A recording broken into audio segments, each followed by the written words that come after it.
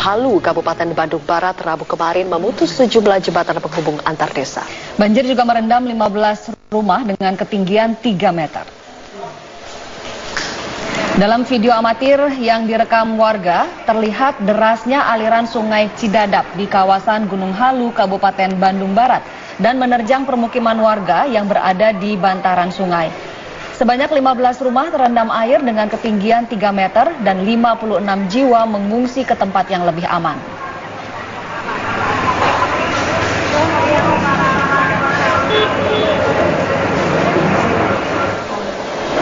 Banjir bandang juga merusak 42 hektar sawah di 2 desa, yakni Desa Gunung Halu dan Desa Bunijaya. 6 jembatan juga rusak dan tidak dapat digunakan. Namun hingga kini keadaan di lokasi sudah mulai membaik.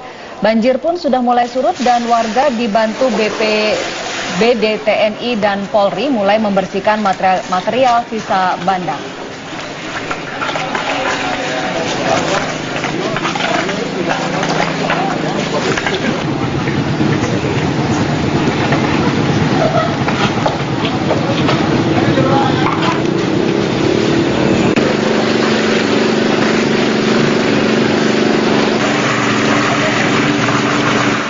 Pasca banjir bandang Bandung Barat, sejumlah aparat bersama warga membersihkan sisa lumpur yang menggenangi rumah mereka. Ya, seperti apa kondisi pasca banjir bandang di sana? Dan rekan kami Syaza Wisastro yang akan melaporkan informasi selengkapnya. Syaza, ada berapa banyak rumah yang masih terdampak banjir? Ya Zilvia, pasca banjir bandang yang melanda Kabupaten Bandung Barat, ada sekitar 24 rumah warga yang terdampak oleh banjir yang kemarin sore terjadi di Kabupaten Bandung Barat.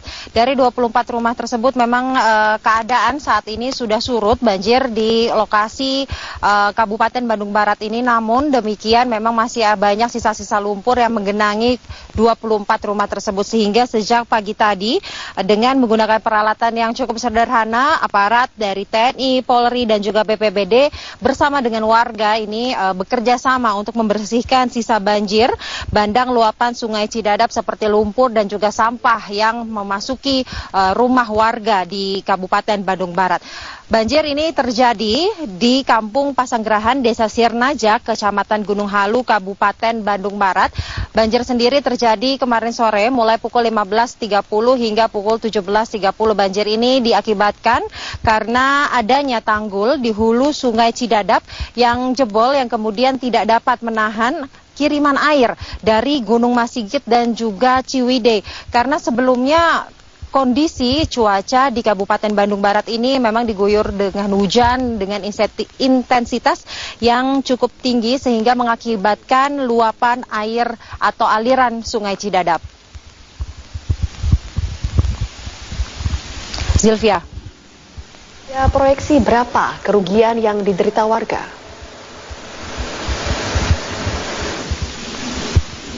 Ya Zilvia, menurut dari petugas setempat, meski tidak ada korban jiwa ya akibat dari banjir bandang yang terjadi kemarin di Kabupaten Bandung Barat, namun ditaksir ada kerugian material mencapai 120 juta rupiah karena ada 24 rumah yang rusak dan juga ada kurang lebih 42 hektar sawah yang harus gagal panen karena terendam oleh banjir yang kemarin terjadi di Kabupaten Bandung Barat. Selain itu juga puluhan jiwa ini harus mengungsi karena rumahnya saat ini masih digenangi oleh lumpur. Mereka juga ada beberapa warga yang masih trauma dengan kejadian banjir bandang kemarin sehingga masih memilih untuk berdiam diri atau mengungsi di rumah kerabatnya hingga kondisi cuaca di Kabupaten Bandung Barat ini benar-benar stabil.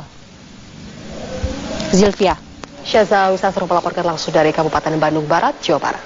Widodo menghadiri Tanwir Muhammadiyah di Islamic Center, Kota Ambon, Maluku. Dalam acara ini, Presiden memuji kiprah Muhammadiyah dalam membangun bangsa.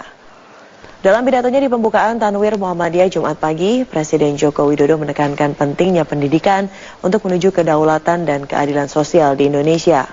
Menurut Presiden, selama ini Muhammadiyah sebagai organisasi masyarakat Islam telah memiliki peran penting dalam mewujudkan hal tersebut. Di hadapan ratusan peserta Tanwir, Presiden juga mengungkapkan sejumlah rencana kebijakan ekonomi untuk mewujudkan pembangunan yang berkeadilan. Pada tahap awal, kebijakan ini rencananya berupa informasi agraria dan redistribusi aset, terutama untuk masyarakat di daerah. Acara Tanwir Muhammadiyah kali ini juga sekaligus pencanangan pembangunan universitas dan rumah sakit Muhammadiyah di Ambon, Maluku. 3 sektor penting, yaitu pertama reforma agraria dan redistribusi aset. Mas, benar, aku mau Ini urusan lahan. Yang kedua,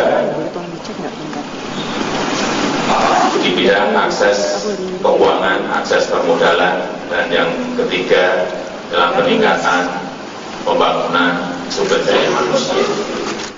Siang, saat meninjau proyek MRT, Presiden didampingi oleh beberapa Menteri Kabinet Kerja dan Gubernur DKI Jakarta Basuki Cahayapurnama. Presiden menyatakan pembangunan MRT sudah menunjukkan perkembangan yang berarti, di antaranya telah terhubungkannya seluruh terowongan MRT.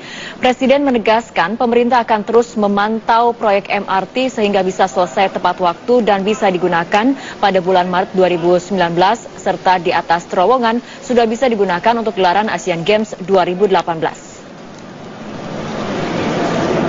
MRT ini akan beroperasi insya Allah kurang lebih nanti pada Maret 2019. Tetapi pada saat Asian Games 2018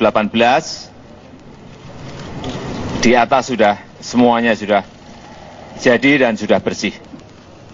Menurut saya masalah pembiayaan saya kira sampai saat ini belum ada keluhan baik dari kementerian maupun dari BUMN dan swasta. Ya. Mendampingi Presiden meninjau proyek DKI Jakarta, Basuki Cahayapurnama bersyukur proses pembangunan MRT berjalan cepat. Ahok juga menyatakan dukungan Pemprov DKI bagi program pemerintah pusat terkait pendanaan proyek MRT. Pekerjaan itu istilahnya bawah tanah bor udah selesai. Nah tinggal kita tadi bicara sama Pak Jokowi juga pengennya dipercepat. Yang diteruskan Bundaran HI sampai ke Ancol Timur.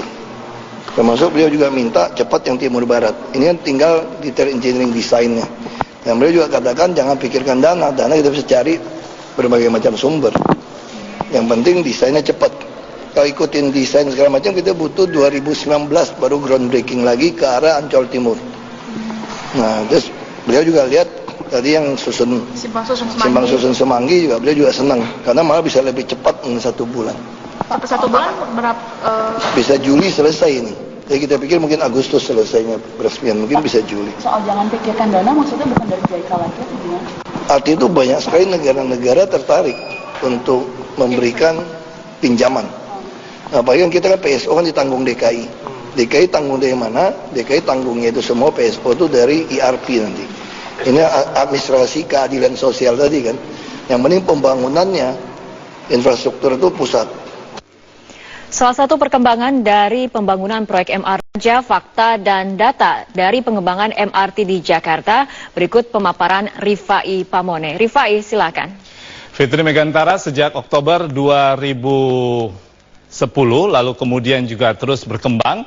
Kemudian pengembangan ini sampai di 2013 pada bulan Oktober dimulai pembangunan dari Mass Rapid Transit Jakarta atau Jakarta MRT. Kemudian target dan operasionalnya akan terus diupayakan sesuai dengan target. Oleh karena itu kami akan tunjukkan dalam informasi grafis kali ini yaitu Jakarta Mass Rapid Transit yang sudah dibangun dan rencananya nanti akan sampai pada jalur-jalur tertentu yang sesuai dengan master plan hingga tahun 2024 hingga 2027 paling lambat operasional 110,8 km jalur MRT ini akan selesai. Kita simak informasi permulaan yaitu jalur Jakarta MRT seperti yang sudah diketahui dalam paket informasi tadi bahwa akan melintasi jalur barat timur dan juga selatan utara. Yang tengah dalam pengerjaan yaitu konstruksi jalur atau koridor selatan dan utara mulai dari Lebak Bulus hingga Kampung Bandan di utara Jakarta. Dan tahap 1 yang saat ini tengah dilakukan pengerjaannya mencapai 15,7 km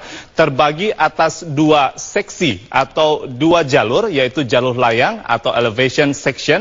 Di sini ada 7 stasiun sebagai kelengkapannya, lalu dari Lebak Bulus dan sampai ke wilayah Sisingamangaraja, Jakarta. Di jalur bawah tanah atau underground section, Fitri, nantinya akan tersedia 6 stasiun mulai dari wilayah Senayan hingga Bundaran Hotel Indonesia. Meski tadi dikatakan sudah mencapai 70%, bahkan Desember 2016 sempat diklaim oleh pemerintah sudah mencapai 65%, masih ada sejumlah pengerjaan yang harus dilakukan dan harus dikejar. Percepatannya kita akan lihat di grafis berikutnya.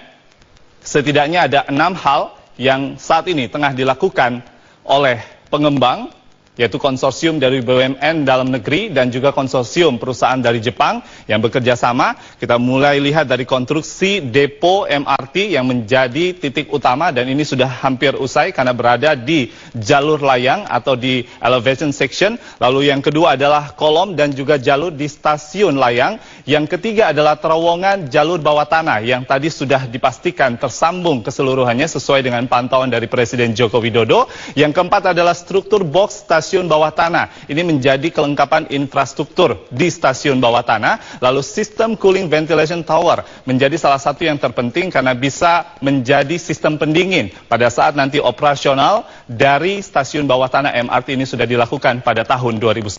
Dan yang terakhir adalah pembangunan entrance dari stasiun bawah tanah. Seperti yang sudah disampaikan Presiden Joko Widodo, memang stasiun bawah tanah di tahun 2018 nanti kemungkinan belum digunakan, namun di stasiun layang atau di bagian atasnya sudah bisa digunakan, termasuk pada saat penyelenggaraan Asian Games di Indonesia.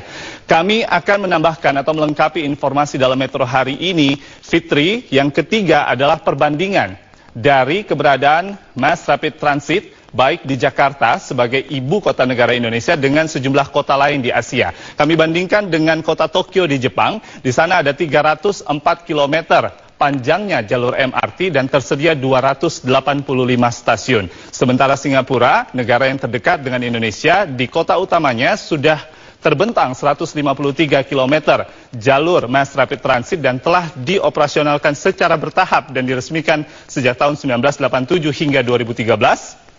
Dan tersedia 105 stasiun, jadi cukup banyak. Lalu kemudian di Jakarta ada 110,8 km, ini masih masuk dalam tataran rencana. Dan di tahap 1 nantinya kita akan menikmati 13 stasiun yang lebih dulu dioperasionalkan paling lambat di tahun 2019. Meski ada kesan terlambat, namun tidak ada kata berhenti untuk kemudian meneruskan proyek MRT ini, karena di tahun 2024 dan di tahun 2027 nanti apabila MRT ini tidak dioperasionalkan, maka lalu lintas penduduk masuk dan keluar di wilayah DKI Jakarta yang diprediksi mencapai lebih dari 4 juta jiwa akan sangat terbengkalai. Oleh karena itu, proyek yang sudah dilakukan ini harus terus dilakukan oleh pemerintah Indonesia. Fitri. Ya baik, terima kasih Pak Mone. Kita tunggu 2 tahun lagi, tepatnya di 2019 mendatang. Baik, terima kasih Rifai Pamone dengan pemaparannya.